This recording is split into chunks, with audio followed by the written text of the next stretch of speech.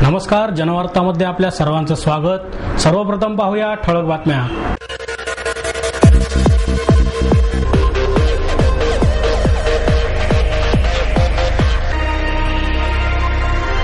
माऊलींच्या पालखीचे विठुरायाच्या भेटीसाठी पंढरपूरकडे प्रस्थान। इयत्ता 11वीची 28 जून पासून केंद्रीय प्रवेश प्रक्रिया सुरू असून 23 केंद्रांवर अर्ज उपलब्ध। आणि वॉर्ड क्रमांक 33 मधील पोटनिवडणुकीची रणधुमाळी अंतिम टप्प्यात। माऊलींच्या पालखीचे विठुरायाच्या भेटीसाठी पंढरपूरकडे प्रस्थान झाले आहे। भक्तीच्या अनोख्या चैतन्याने भारलेल्या लाखो वैष्णवांच्या साक्षीने माऊली माऊलीच्या जयघोषात अलंकापुरीतून संत श्रेष्ठ श्री ज्ञानेश्वर महाराजांच्या पालखीचे आषाढी वारीसाठी पंढरपूरकडे प्रस्थान मोठ्या उत्साही वातावरणात गुरुवारी रात्री 11:15 वाजता झाले। ठेकादऱ्याला लावणारा टाळ मृदुंगाचा गजर, फडकणाऱ्या भगवा पताकांबरोबरच उमटणाऱ्या माऊली नावाच्या लहरी अशा परमोच्च भक्तीच्या या अद्वितीय महासोहळ्याला लाखो वैष्णवांचा मेळा जमला होता। पहाटेपासूनच ज्ञानोबा तुकारामांच्या जयघोषाने अवघी अलंकापुरी दुमदुमून गेली होती। आळंदीला जोडणारे चारही बाजूंचे रस्ते भाविकांच्या गर्दीने फुलून गेले। यावेळी मंदिराबाहेर सोहळ्याच्या प्रस्थानासाठी आलेल्या राज्यभरातील भाविकांनी श्रींच्या पालखीच्या दर्शनाने आपले जीवन सार्थ झाल्याची अनुभूती घेतली। 23 आणि 24 जूनला आळंदीकरांचा पाहुणचार घेऊन श्रींचा पालखी सोहळा 25 जूनला पुण्यनगरीकडे भल्या पहाटे मार्गस्थ होईल। सोहळ्याच्या 180 वर्षाच्या इतिहासात प्रथमच अष्टमी 2 दिवस आल्याने आळंदीत सोहळा 2 दिवसांच्या मुक्कामासाठी राहणार आहे। आळंदीत इंद्रायणीतील स्थानालाही मोठे महत्त्व आहे, त्यामुळे पहाटेपासूनच इंद्रायणीच्या काठावर भक्तीचे चैतन्य साकारले होते। प्रस्थान सोहळ्यात सहभागी होण्यापूर्वी वारकरी आणि भाविकांनी इंद्रायणीत स्नान केले, त्यामुळे इंद्रायणीलाही भक्तीचा महापूरच आला होता। आळंदीकरांनी माऊली माऊली असा घोष करत पालखी खांद्यावर घेऊन नाचवली। वीणा मंडपातून पालखी मंदिर प्रदक्षिणेस बाहेर पडताच वारकऱ्यांमध्ये चैतन्याचा संचार झाला। वारकऱ्यांनी विविध खेळ रंगवले। पालखी गांधीवाड्यात मुक्कामी दाखल झाली असून 25 जूनला सकाळी पालखी पुणे मुक्कामासाठी मार्गस्थ होईल।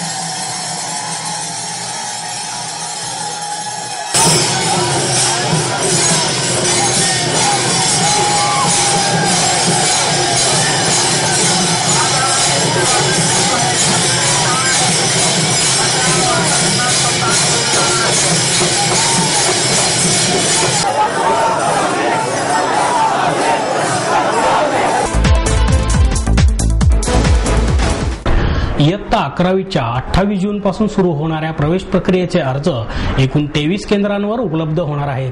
पुणे आणि पिंपरी चिंचवड महानगरपालिका आणि परिसरातील सर्व उच्च माध्यमिक विद्यालय, कनिष्ठ महाविद्यालयातील इयत्ता 11वीचे प्रवेश गुणवत्तेनुसार संगणकीय प्रणालीद्वारे केले जात असल्याने प्रवेश अर्ज शहरातील कोणत्याही 23 विक्री केंद्रांवरून विकत घेऊन ते कोणत्याही स्वीकृती केंद्रांवर दाखल करता येतील, अशी माहिती केंद्रीय प्रवेश समितीचे अध्यक्ष सुनील मगर यांनी पत्रकार परिषदेत दिली।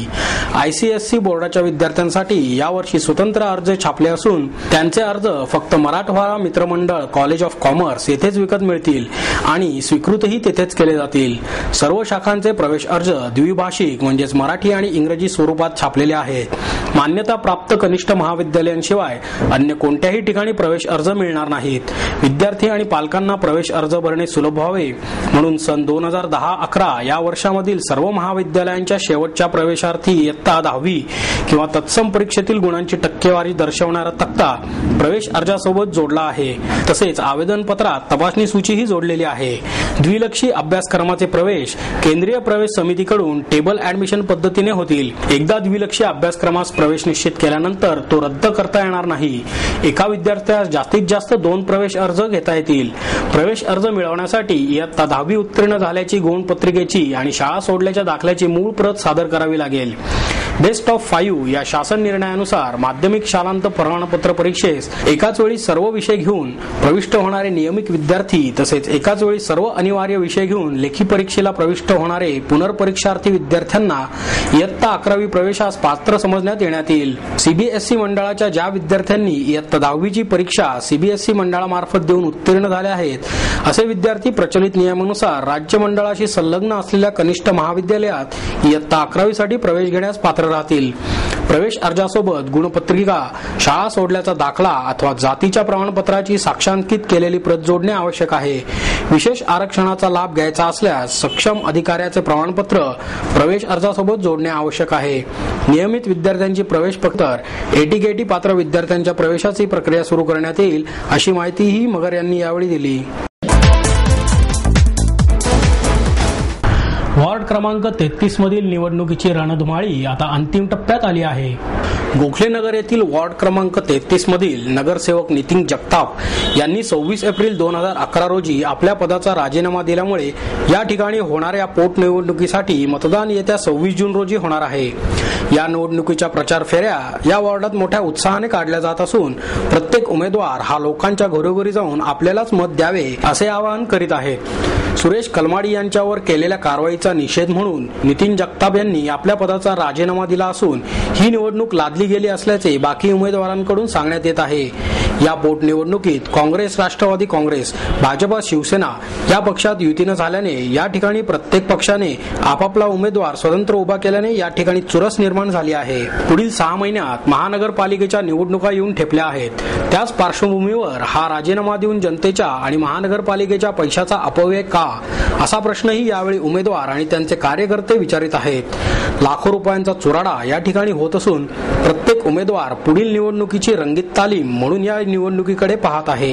या ठिकाणी काँग्रेसकडून पुन्हा एकदा नितीन जगताप यांनाच उमेदवारी दिली असून त्यांची प्रकृती अनेक वेळा ठीक नसल्या कारणाने जगताप हे प्रचार फेरीत भाग घेत नाहीत. परंतु संपूर्ण काँग्रेस पक्ष पदाधिकारी पुन्हा निवडून येण्यासाठी प्रयत्न करीत आहे. राष्ट्रवादी काँग्रेस पक्षाने देखील पुन्हा या ठिकाणी मुस्लिम समाजाचे युसुफ पठाण यांना उमेदवारी दिली आहे. याआधी झालेल्या निवडणुकीमध्ये 2 क्रमांकाची मते पठाण यांना मिळाली होती.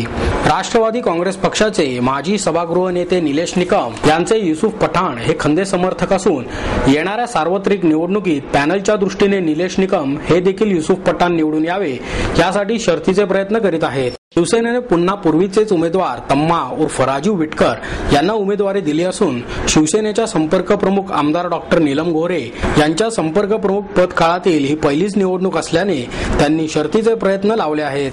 जय महाराष्ट्र. मी तम्मा उर्फ राजीव विटकर अगोदर सुशिक्षित उमेदवार, शिवशक्ती बिनशक्तीची अगोदर उमेदवार असल्यामुळं या भागात गेल्या 17 वर्ष काम करत असताना मला पक्षाने मागच्या सुद्धा उमेदवार दिलेले आहेत. तर वार्डातील डांबरीकरण, लाईन कनेक्शन, लाईटचे पोल इत्यादी कामं, स्वच्छता मोहीम आम्ही गेल्या अनेक वर्षे या ठिकाणी राबवत आलेले आहेत. स्थानिक नगरसेवक सक्षम असल्यामुळं काही कामं भरपूर पेंडिंग पडलेत. मी पुणे महानगरपालिकेच्या माध्यमातून आमदार नीलम गोरे यांच्या निधीतनं, शिकून नगरसेवक यांच्या निधीतनं वार्डातील पाईपलाईन, डांबरीकरण आणि स्वच्छता, नळाबिळाचे अनेक कामं आत्तापर्यंत केलेले आहेत. त्यामुळे नागरिकांची या ठिकाणी परिस्थिती प्रचंड चांगल्या या ठिकाणी मला लोक हे करत असतात. तर मी जेव्हा प्रत्येकांच्या घरीवर जाताना मला पूर्ण कल्पना आहे की मला या ठिकाणी मतदार, सुज्ञान मतदार पूर्ण बहुमत विजय करतील. मला आत्मविश्वास आहे आणि येत्या 26 तारखेला बहुमताने विजयाला राहणार नाही या ठिकाणी मला मतदारांनी वचन देऊन सांगितलेत. मी सुद्धा वचन देतो ज्या पुढील निवडून आल्यानंतर किंवा जे काही इलेक्शन निकाल लागेल त्या विषयानंतरचा, परंतु नागरिकांचे जे अनेक प्रश्न असतील इथनं पुढे मी सत्ता सोडवण्याचा प्रयत्न 100% करीन एवढं मी सांगतो. जय हिंद, जय महाराष्ट्र. भारतीय जनता पार्टीने या ठिकाणी मागील निवडणुकीत पक्षाविरोधात बंडखोरी करून अपक्ष निवडणूक लढवणाऱ्या ज्ञानेश्वर शिंदे यांना भाजपची अधिकृत उमेदवारी दिली आहे. नव्यानेच शहर प्रमुख पदाचा कार्यभार स्वीकारलेले विकास मटकरी यांच्या कार्यकाळातील ही पहिलीच निवडणूक असल्याने मटकरी यांनी देखील या ठिकाणी शर्थीचे प्रयत्न चालू ठेवले आहेत. मी वार्ड क्रमांक 33 मधनं ज्ञानेश्वर राजाराम शिंदे, मला भारतीय जनता पार्टीने उमेदवारी दिलेली आहे. गेल्या अनेक वर्षापासून मी काम करत आलेलो आहे. त्या माध्यमातून वार्ड क्रमांक 33 मधले छोटे मोठे कामं व रेशनिंग कार्ड असेल, लाईट मीटर असेल, ड्रेनेजचा काम असेल किंवा इतर अन्य ऍडमिशनचे कामं असतील तर भारतीय जनता पार्टीच्या त्या निमित्ताने करत आलेलो आहे, करत राहणार आहे. त्यात मला काही कळत नाही की असं की इलेक्शन का लागलं, इलेक्शनचं कारण काय. आजपर्यंत कुठलाही माणूस, नगरसेवक असो, महानगरपालिका असो की नागरिकांना हे समजून सांगा की इलेक्शन कशासाठी घेतलं, आपण नागरिकांचे पैसे कशासाठी खर्च करतो, महानगरपालिकेचे कशासाठी पैसे खर्च, नागरिकांना त्रास कशासाठी. काही गोष्टी अशा असतात की तुम्ही जे काय करता नागरिकांना भोगावं लागतं आणि महानगरपालिकेचे पैसे वारेवर जातात. म्हणून मी नागरिकांना आव्हान करतो की माझ्यासारख्या गरीब कार्यकर्त्यांना जर तुम्ही निवडून दिलं तर माझं लेटर पॅड तुमच्या हातात आणि माझी फक्त सही राहणार आणि तुमच्या भागातलं कुठलंही काम असेल तर भारतीय जनता पार्टीच्या वतीने मी 100% तुमचं काम करून दाखवतो. त्याकरता तुम्ही मला निवडून द्यावं. या ठिकाणी उभे असणारे अपक्ष उमेदवार दत्तू धोत्रे हे राष्ट्रवादीचे बंडखोर उमेदवार असून ते युवकांमध्ये त्यांच्या स्वभावामुळे सुपरिचित आहेत. महाराष्ट्र नवनिर्माण सेनेच्या वतीने या ठिकाणी आपला उमेदवार दिला नसल्यामुळे तरुणाईची सर्वेमध्ये दत्तू धोत्रे यांना पडतील अशी चर्चा या ठिकाणी सुरू आहे. ही जी निवडणूक आहे हे विनाकारण लादलेली निवडणूक आहे. नगरसेवकाला जर निवडणुकीत राजीनामा द्यायचा होता, परत तरी थांबायची काही गरज नव्हती. त्या लोकांच्या करदात्यांचा सगळा पैसा फुकट घालायचं लक्षण आहे. आणि लोकांनी जरी पक्षाने मला साथ दिली नसेल तरी लोकांची मला साथ असल्यामुळे मी 100% निवडून येणार. आणि 6 महिन्यातच मी एवढं काम करून दाखवणार की पुढच्या इलेक्शनला लोकांनी स्वतःहून मला मतदान केलं पाहिजे. तळवलकर जिमच्या वतीने देशभरात हाय-फाय व्यायामशाळा सुरू करण्यात येणार आहेत. तळवलकर जिमच्या वतीने सुदृढ भारत, सशक्त भारत ही मोहीम सुरू करण्यात आली आहे. त्याचाच एक भाग म्हणून मोठी गावे आणि शहरातील मध्यमवर्गीयांना परवडतील अशा माफक दरात हाय-फाय या व्यायामशाळा उपलब्ध करण्यात येणार आहेत, अशी माहिती तळवलकर बेटर व्हॅल्यू फिटनेसचे अध्यक्ष मधुकर तळवलकर यांनी पत्रकार परिषदेत दिली. ते म्हणाले, व्यायामाबाबत भारतात जागृती नाही. व्यायामातून मिळालेला आरोग्याचा लाभ त्यांना मिळत नाही. म्हणूनच आम्ही हाय-फाय या व्यायामशाळा फ्रँचायझीजना उपलब्ध करणार आहोत. तळवलकर बेटर व्हॅल्यू फिटनेसच्या वतीने पुण्यात पहिली हाय-फाय व्यायामशाळा शुक्रवार पेठ, सुभाषनगर येथे सुरू करण्यात आली आहे. या कामी निवृत्त खेळाडूंची मदत घेण्यात येणार आहे. देशातील विविध शहरात हाय-फाय व्यायामशाळा उघडण्यात येणार आहेत, असेही ते पुढे म्हणाले. सर्वोत्कृष्ट आंतरराष्ट्रीय क्रीडा प्रक्षेपण आता 10 चॅनल्सवर पाहायला मिळणार आहे.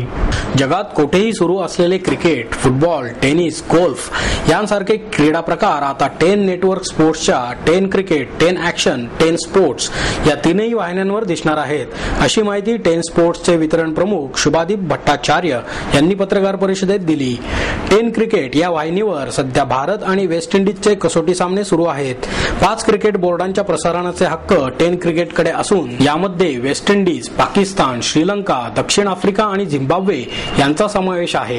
या वाहिनीवर 773 दिवस आंतरराष्ट्रीय क्रिकेटचे थेट प्रक्षेपण दाखवण्यात येणार आहे. म्हणजेच वर्षभरात सरासरी 250 दिवस हे प्रक्षेपण दाखवण्यात येणार आहे. भट्टाचार्य पुढे म्हणाले, 10 क्रिकेट HD स्वरूपातही पाहायला मिळणार असून याचा फायदा ग्राहकांना होणार आहे. Dish TV, Airtel digital, Tata sky, Videocon, big TV याद्वारे क्रिकेटचा आनंद लुटता येईल. 10 ॲक्शन ही वाहिनी वर्षभर 24 तास फुटबॉल क्रीडा प्रकार दाखवणारी पहिली वाहिनी आहे. जगातील एकापेक्षा एक नावाजलेल्या स्पर्धा वर्षभर या वाहिनीवरून दाखवण्यात येतात. तसेच WWE हा युवक आणि मुलांमध्ये लोकप्रिय असलेला ॲक्शन क्रीडा प्रकारही या वाहिनीवरून दाखवण्यात येतो. तसेच जगातील अव्वल दर्जाच्या टेनिस स्पर्धाही दाखवण्यात येतात. प्रेक्षकांच्या क्रीडा क्षेत्रातील विविध खेळांची अभिरुची लक्षात घेता 10 स्पोर्ट्सला चांगला प्रतिसाद मिळत असल्याचे भट्टाचार्य यांनी यावेळी सांगितले.